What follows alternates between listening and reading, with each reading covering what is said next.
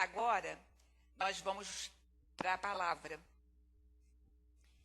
A palavra que hoje a gente vai refletir é Tiago, você pode abrir sua Bíblia, capítulo 4.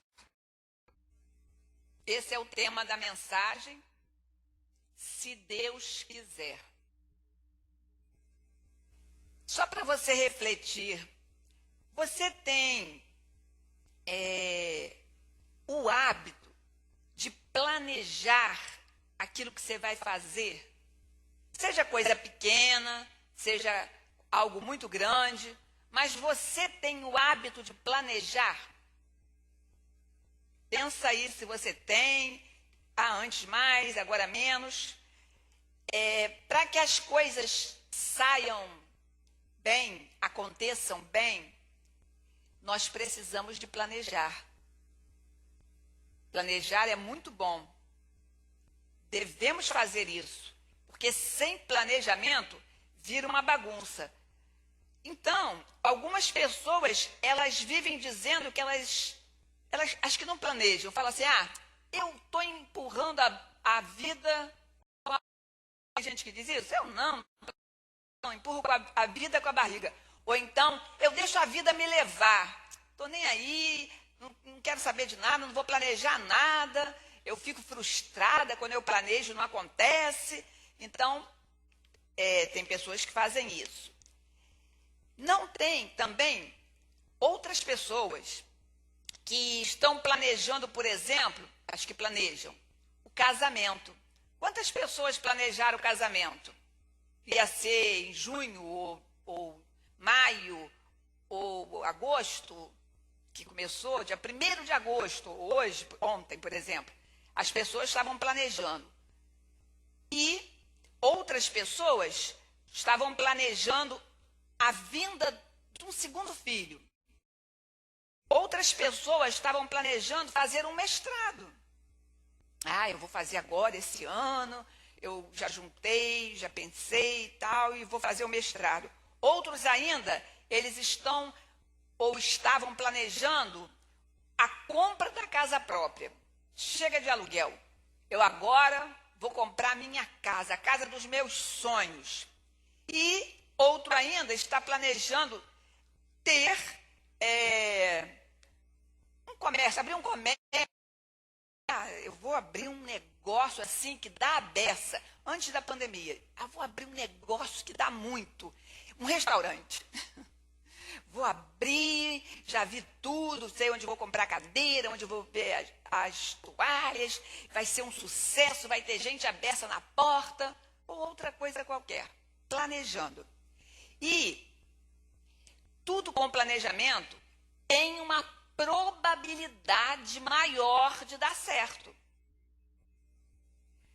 Porém, em Tiago, capítulo 4, tudo indica que essa carta de Tiago, ela, antes de dizer desse planejamento, de fechar, a carta de Tiago, ela foi a primeira carta, o primeiro livro do Novo Testamento a ser escrito. Mas na minha Bíblia está Mateus, na minha também. Só que a ordem que colocaram a Bíblia não é a ordem que foi escrita. Tiago aqui, esse Tiago, eram 3. Esse provavelmente foi o irmão de Jesus, filho de Maria, que não cria no Senhor, mas após a ressurreição de Jesus, depois que ele viu tudo que Jesus ressuscitou e apareceu para eles e tal, Tiago foi uma pessoa muito mesmo, um cristão maravilhoso, e esta carta é uma carta muito prática, dá muitas lições práticas da vida. E o que acontece também é que o que Tiago quer? Ele estava querendo, com essa carta, orientar aos cristãos convertidos como eles deveriam, de forma prática, procederem nesse momento novo. Eu estou falando do momento que Cristo morreu, foi crucificado no ano 60, mais ou menos. Era tudo muito recente. E aí Tiago, ele começou a escrever e a ensinar tudo aquilo. Imagina, ele como irmão de Jesus, ele passou muitos anos convivendo com Cristo. Ele não cria que o irmão dele era o Messias, mas ele via o comportamento. Jesus nunca pecou. Então ele tinha muita coisa já vista, já também sentida, experimentada. Era uma pessoa que realmente podia falar tudo, mas ele era um judeu que também respeitava as leis mosaicas, e aí ele ficou, quando Jesus, tudo aquilo aconteceu, aqueles 3 anos que Jesus andou pregando, falando das boas novas, ele realmente não quis, não acreditou, mas depois então ele vem acreditar. Então agora eu gostaria que, é o tempo que a gente que vai estar agora lendo, vamos ler juntos? Tiago 4,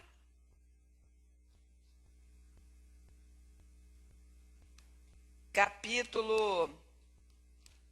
Tiago é logo depois de Hebreus. Tiago capítulo 4, versos de 13 a 17. Agora, escutem vocês que dizem, hoje ou amanhã iremos a tal cidade e ali ficaremos 1 ano fazendo negócio e ganhando muito dinheiro. 14. Vocês não sabem como será a sua vida amanhã, pois vocês são como uma neblina passageira, que aparece por algum tempo e logo depois desaparece. O que vocês deveriam dizer é isto: se Deus quiser, estaremos vivos e faremos isto ou aquilo. Porém, vocês são orgulhosos e vivem se gabando. Todo esse orgulho é mau. 17. Portanto, comete pecado a pessoa que sabe fazer o bem e não faz. Então, agora a gente vai refletir sobre esses versículos. E na primeira reflexão que eu vejo é sobre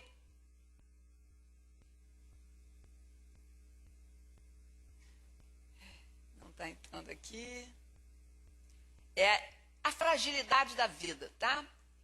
Esse aqui não está aqui a tela, mas não tá indo, como foi, se Deus quiser. Bem, vamos pensar sobre a fragilidade da vida. Será que você já pensou sobre isso? Ou você pensa que a vida nunca... eu não vou morrer, não. Por exemplo, alguém aqui, não precisa dizer não, só pensar. Se você estivesse muito preocupado com a morte, pensando muito na morte, você, com certeza, teria comprado um lugar lá no cemitério. Dependendo das condições que você tenha, você poderia ter comprado ou no Parque da Colina, ou no cemitério da Charita, por ali, ou no Maruí, não sei. Aqui em Niterói tem vários. E aí, só que se nós fizermos uma pesquisa, eu acho que 95%, para não errar, 95% dos que estão aqui não tem uma sepultura comprada. Eu não vou me preocupar com isso, não. Quando morrer, minha mãe até que falava isso, eu nem estou preocupada. Quando morrer, pode me colocar numa caixa de papelão, numa caixa de não sei o que, de mercado, e me enterra de qualquer jeito. Eu tenho que me preocupar com a vida. Mas outras pessoas não. Compram lá, vão lá, compram o melhor lugar e manda fazer já até a lápide, ó. E até falo, quero que enterre, coloque isso aqui que eu gosto muito, uma coisa, tem todo tipo de pessoas. Mas, olha só agora, com calma, com atenção, se você está com a Bíblia, você pode acompanhar, senão você vai ouvir. Eu acho que agora eu já consegui. Oi? Tá? Então, olha olha o 13, quem não tem Bíblia. Agora, Tiago está falando isso, ó. Agora escutem, vocês que dizem, hoje ou amanhã iremos a tal cidade, ali ficaremos 1 ano fazendo negócios e ganhando muito dinheiro. Vocês não sabem como será a sua vida amanhã? Pois vocês são como uma neblina passageira, que aparece por algum tempo e logo depois desaparece. A gente não tem visto muita neblina agora, não. Mas todos aqui, principalmente quem um dia foi a Petrópolis, ou Teresópolis, ou a qualquer serra, aqui também, na praia. Mas sabe quando você vai descendo a serra, ou vai subir a serra e está aquela neblina densa? Você vai passar por aquilo, você não enxerga nada. Aí vem o sol. E a neblina desaparece. Você não sabe para onde ela foi. Você não está enxergando tudo normalmente. Tiago está dizendo para nós que a vida é como uma neblina. Passa assim. Às vezes a gente fica tão focado em trabalhar, para ganhar. Não, tudo bem. Ganhar trabalhando, glória a Deus. Não dá para ganhar de outra forma, trabalhando. Mas só que não para pensar que a vida é como uma neblina. Que tudo aquilo que a vida passa tão rápido, quando vê você, eu perdi tanta coisa. Esse tempo eu perdi tanta coisa. Então a gente precisa pensar mais sobre esse conselho de Tiago, pensar mais sobre essa epístola, porque é algo muito para hoje. Eu vou explicar como é que os comerciantes que se converteram, os judeus que se converteram a Cristo, eles eram negociantes, e nessa época de Tiago. E aí, sabe como eles negociavam? Eles iam os novos convertidos que aceitaram a Cristo, eles iam em Corinto, que lá tinha um comércio muito grande, para fazer negócio, para vender, para comprar e lucrar. Também Antioquia, alguns lugares, grandes centros de compra, venda, para ter lucro, eles iam lá e faziam isso. Aí eles se convertem. Eles vão deixar de serem comerciantes? Não, essa é a profissão deles. Eles continuaram a serem comerciantes. Iam lá para vender, para comprar, para lucrar. E essa é uma atividade legítima. Não tem nenhum problema de ser comerciante, de comprar, vender e lucrar. Porém, errado, diz Tiago, era a maneira como eles estavam lidando com os negócios. Aí vocês vão falar, então eles estavam passando, não pagando imposto, fazendo um caixa 3, sei lá, 2. Não. Sabe qual era a maneira errada? Eles eram convertidos. Eles estavam fazendo isso sem levar em conta a dependência de Deus. A dependência que quem é crente em Cristo Jesus, precisa ter consciência que você depende de Deus. Que você foi criado por Deus. Quando você é criatura de Deus, quando você se converte, você se torna filho de Deus, do Deus Todo-Poderoso, o Deus do universo, o Deus que criou tudo que existe, tudo que nós conhecemos e nós não sabemos que existe, que de vez em quando vai aparecendo mais uma coisa, mais outra, tudo Deus criou. Ele é o dono. E nessa época aqui mesmo tinha escravo. Todo dono de escravo tinha todo o poder sobre a vida do escravo. Então, se nós fomos criados por Deus, se Deus é o nosso dono, antes de sermos filhos, nós devemos tudo a Ele. Agora, se nós somos filhos de Deus, porque nós recebemos Jesus como nosso único Senhor e suficiente Salvador, a nossa responsabilidade ainda é maior. Como é que você vai ser filho e não compartilhar nada com seus pais? Que filho é esse? Que entra, não dá bom dia, sai, não diz para onde vai? É esse filho que nós queremos ser? Não. E ainda mais que não é de um pai terreno, é do Pai Todo-Poderoso. É do Pai maravilhoso que é Jesus. Tiago, então, nessa carta, ele lembra aos leitores, aqueles da época, e nós agora que estamos ouvindo, que existe uma força suprema que prevalece sobre a força humana, que é a força de Deus. E às vezes a gente pensa que não existe, né? Vai fazendo as coisas como aquela que eu falei, deixa a vida me levar. Não quero dar satisfação a ninguém. Quem já não ouviu? Quem manda na minha vida sou eu.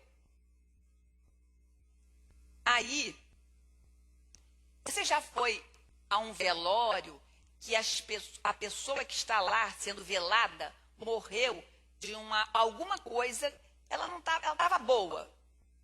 Aí morreu de repente. Ninguém esperava por aquilo. Ou ela levou um tiro, ou ela teve um infarto fulminante. quando você vai a um velório desse, é muito diferente de você quando vai a um velório de alguém que estava doente há anos, que a pessoa já fica triste. Mas a pessoa já tem muitos anos, já está sofrendo tanto, já esperava isso, ela descansou, que as pessoas falam. Mas quando é de repente, é diferente. E aí, quando essa pessoa morre de repente, né, ali, com certeza, nós pensamos sobre a possibilidade de também não estarmos vivos amanhã. Eu já pensei num velório de alguém que morreu de repente, pensando, poderia ser eu. Pode ser eu amanhã. Quem garante que amanhã você vai estar vivo e eu? É isso que Tiago está dizendo. E aí, a possibilidade de não estarmos vivos amanhã é grande também. Quase sempre, nessa hora, a ficha cai. Aí a gente está lá no velório daquela pessoa que morreu de repente, a ficha cai e a gente fala, a vida é breve mesmo. Mesmo quem não tenha lido Tiago, a vida é breve, é como uma neblina, como aquela neblina que eu vi na serra, que eu vi no mar, veio, passou. Ninguém no mundo inteiro vivenciou quão verdadeira é essa realidade como agora com a Covid-19. Com essa pandemia, o mundo todo vivenciou isso, que a vida é curta, que a vida é como uma neblina, que a vida é como uma erva que murcha e cai, que nós não temos nenhum controle sobre a nossa vida. E aí, o 15...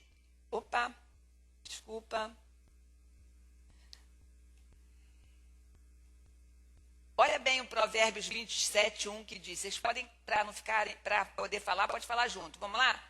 Não conte vantagem a respeito dos seus planos para o futuro, pois você não sabe o que vai acontecer amanhã. Saí de Tiago, Novo Testamento, fui lá para Provérbios, Antigo Testamento, a mesma coisa.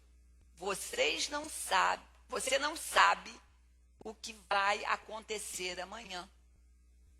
Mas a gente não vive dessa forma. A gente não pensa nisso.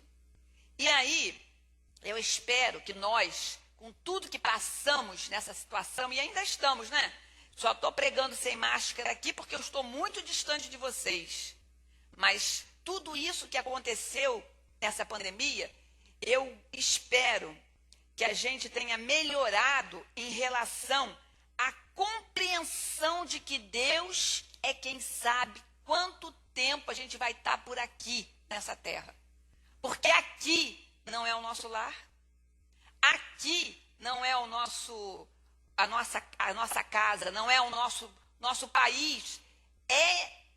Nós nascemos aqui, mas o nosso lugar é lá, é na glória, é aonde Jesus está, não é aqui. Aqui nós somos peregrinos. E o segundo ponto, só Deus conhece o amanhã. Vamos ver o verso 15. O que vocês deveriam dizer é isto: se Deus quiser, estaremos vivos e faremos isto ou aquilo. Aí você vai falar assim, tudo que eu faço, eu falo se Deus quiser. Gente, sinceramente, as pessoas banalizam se Deus quiser. E tem gente que ainda faz pior. Eu falo assim, se Deus quiser, eu vou conseguir isso. Mas assim, se Deus quiser, da boca para fora. Aí a outra pessoa fala assim, claro que Deus quer, porque é uma coisa boa, uma coisa lícita, vamos dizer assim. Claro que Deus quer. Isso não, nós fazemos isso sem perceber. Como se nós soubéssemos que se Deus quer ou Deus não quer. Como se nós tivéssemos mais condição, mais sapiência do que o Senhor. Claro que Deus quer, ele está doido. Ele vai querer sim. Quantas vezes falamos isso? Se Deus quiser, nós temos que pensar muito. Deve ser mais que uma simples força de expressão. se Deus quiser, deve ser dito com uma confissão de fé. Então, quando eu falo uma coisa, para eu falar se Deus quiser, eu primeiro devo ter perguntado a Deus se Ele quer. Ah, está na palavra. Então, nem preciso perguntar, porque eu já perguntei. Eu lendo a palavra, eu já perguntei e já tenho a resposta. Mas quando não está claramente na palavra, alguma coisa que você queira fazer, você precisa perguntar a Deus. Se você é filho de Deus, quem melhor do que seu pai para dizer, sim, filho, faz. Não, filho, não faz. Ah, mas Deus não fala assim comigo, não. Deus fala dentro da sua alma. É dentro da sua mente que ele fala. Aquilo vem, aquela voz vem, que você não entende, não é no ouvido, fulano, não fala seu nome, mas vem de uma forma que você entende, você compreende. Você sente paz. Aquilo que é de Deus dá paz. Você perguntou, você orou, conversou com ele, e aí aquilo te dá uma paz. Acontece tudo direitinho. Porque mesmo que não seja o melhor que você queria, mas as coisas se encaixam e você vai entender lá na frente que se aquilo não tivesse acontecido, ia ser pior para você. Foi exatamente do jeito que Deus quis, por isso foi bom. E antes da pandemia, essa expressão era assim, era banalizada, que é o que a gente precisa pensar daqui a partir de agora e não ficar falando se Deus quiser de qualquer forma. Tiago está ensinando que é o querer de Deus que determina o sucesso dos nossos planos. É o querer de Deus que determina o sucesso dos seus planos, dos meus planos. Por exemplo, aí, quantas pessoas que fizeram planos sem perguntar para Deus, outras perguntaram para Deus, mas não esperaram a resposta. Ah, está tudo certo, consegui o dinheiro para comprar passagem para visitar minha filha lá longe, e consegui tudo, tá um tempo, uma época ótima, já vai dar para pagar direitinho, quando chegar o dia de eu viajar, já não tem problema, já está pago. Aí veio a pandemia, não vai. E outro, as malas foram desfeitas. O casamento foi transferido. A assinatura da escritura da casa própria também foi prorrogada. Planos e mais planos foram desfeitos. Será que agora você compreende que o amanhã pertence a Deus? Nos mínimos detalhes.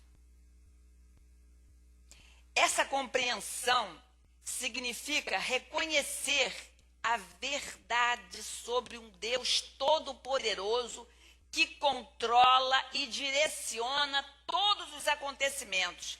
É isso que deve atrair o nosso coração e as nossas decisões. Sabe o quê? A dependência de Deus. Eu dependo de Deus. Eu preciso de Deus.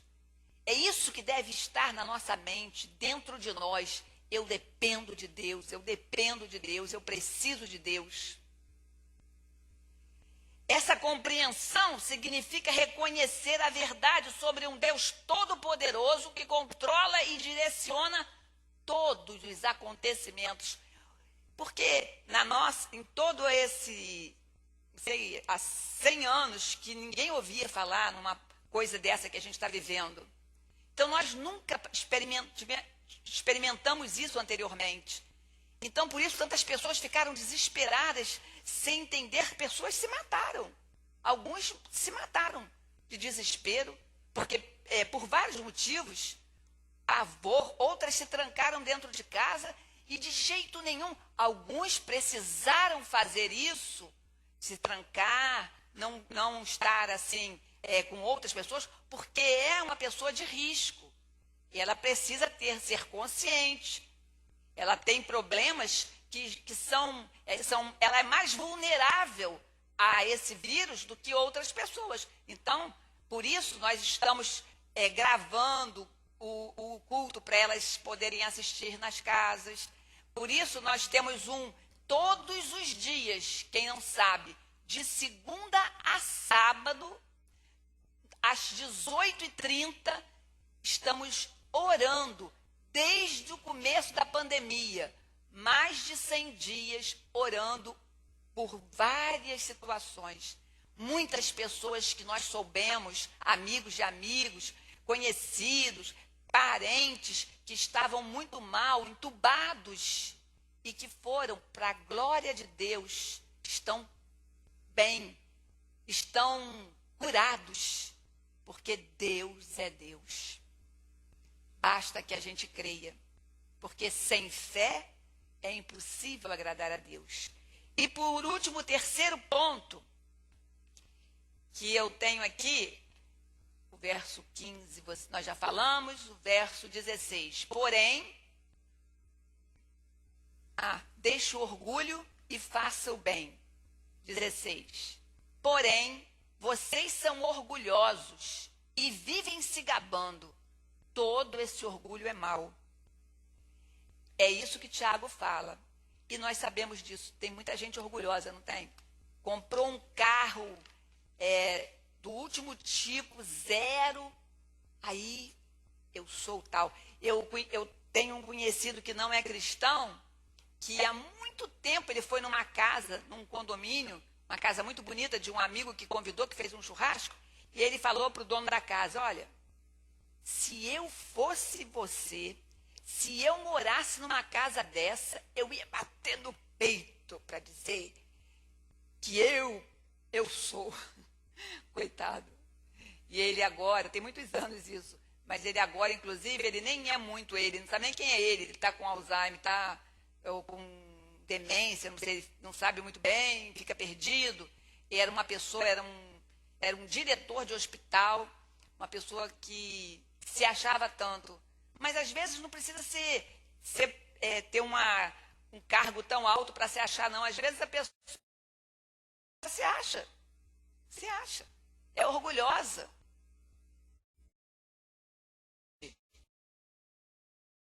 Fazendo uma crítica aos que usam palavras arrogantes, e nós conhecemos, né, pessoas que a gente nem sabe o que a gente vai fazer, a gente pergunta alguma coisa ou fala alguma coisa, aí vem com aquela resposta arrogante.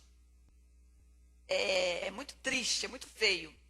E também outros com palavras pretensiosas, dá a ideia de um orgulho vazio.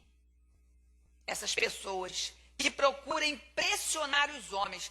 E o apóstolo João, lá em 1 João, que eu não vou abrir, nem escrevi, diz assim, essa atitude vem do mundo, não de Deus. As pessoas que não somente desprezam a Deus em seus planos, mas que também entronizam o eu. É outro tipo de pessoa. Umas as arrogantes e orgulhosas. Outras que entronizam o eu, tornando o lugar de Deus. Eu sou, né?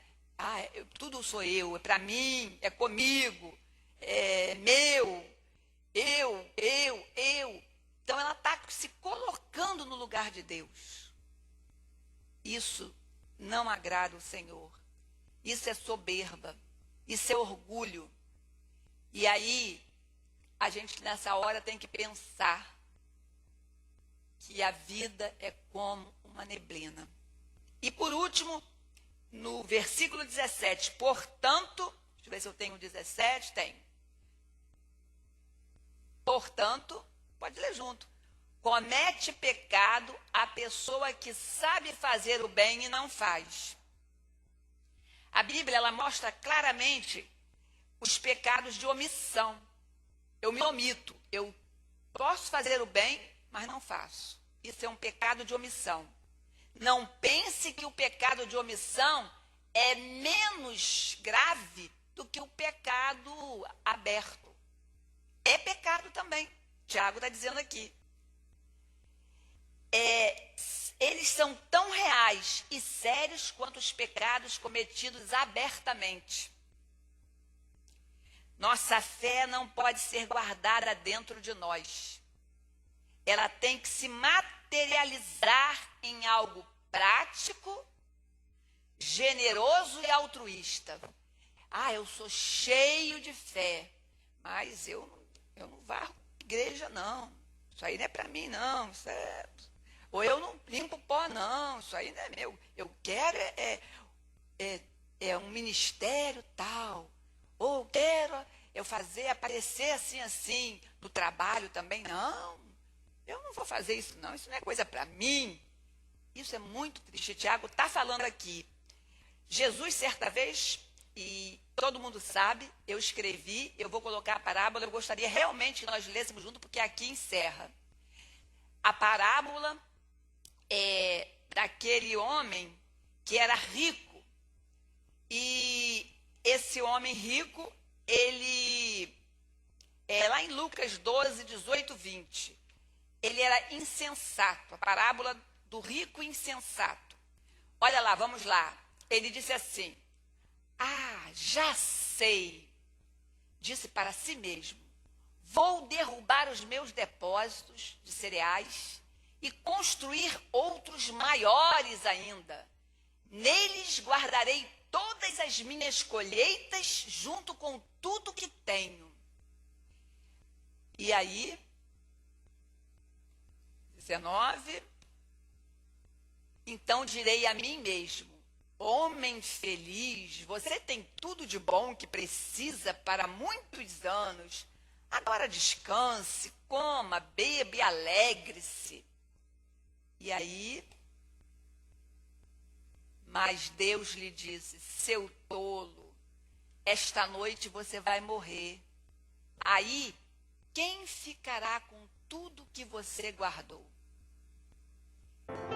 Transforma-me conforme a tua palavra e enche-me até que em mim se ache só ti.